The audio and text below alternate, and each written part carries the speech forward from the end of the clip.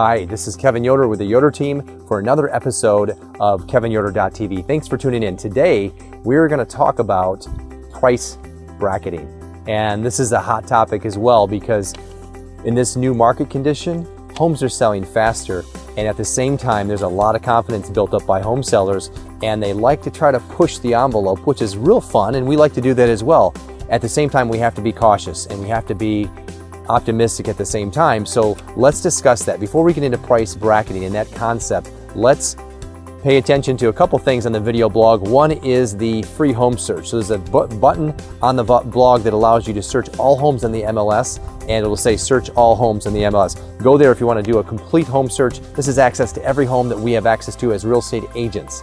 The second one is a free market snapshot. It's called a snapshot because you get to look at all the homes that are for sale in your neighborhood, what's sold, what's active, what's pending, and gives you great optics if you're somebody who's thinking of selling but not quite ready yet. We can dive into that number a little bit closer if you really want to get your home on the market this year.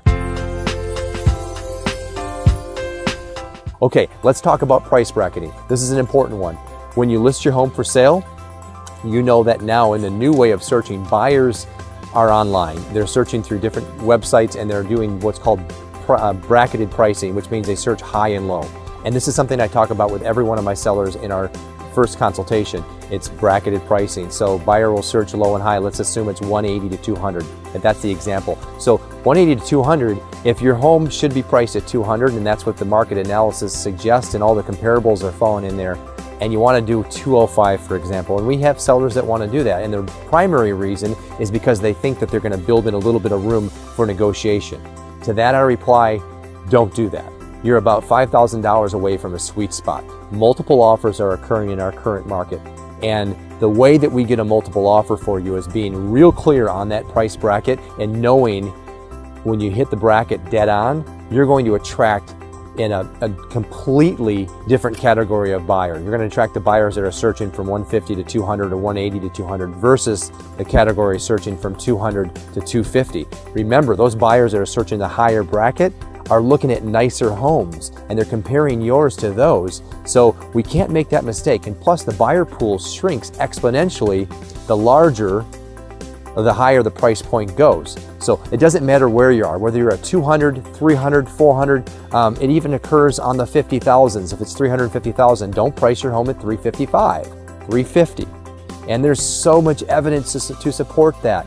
And if the seller says, hey, I want to do 305 because I want to build in a little bit of room and I can always negotiate down, to that I reply, you'll never have a chance to have the conversation because the buyer that you were supposed to be negotiating with never found your home online because they searched up to 300,000, and to them your home doesn't exist. It's a strange concept. Think about it. Like, they were supposed to live in your home for the next 20 years. They never knew your home even existed because they searched up to 300. They cut off the top end of their search on that MLS search or on Zillow or Truly or Realtor.com, whatever it is, and they didn't see your home. Your home is lovely and they could have bought it. And that happens with every buyer that could have potentially bought your home. So be clear on that. When you're talking with your agent, get that price bracket dead on. And if your agent has a strong negotiation process, we have something in place which allows us to force multiple offers at a higher level than other teams. And we can do the same thing for you. If you're talking with your agent, get on price bracketing and make sure that you're doing that right. I really hope that this episode has been useful for you in this new market condition. If you're thinking about listing your home and you want to talk about pricing and getting the price right on that sweet spot where we can get the most activity, give us a call. We'd be more than happy to sit down with you for a few minutes and share our pricing model with you and make sure you're maximizing your price and selling your home in the shortest amount of time with the least amount of inconvenience. This is Kevin Yoder with the Yoder team. We look forward to talking with you in spring 2015.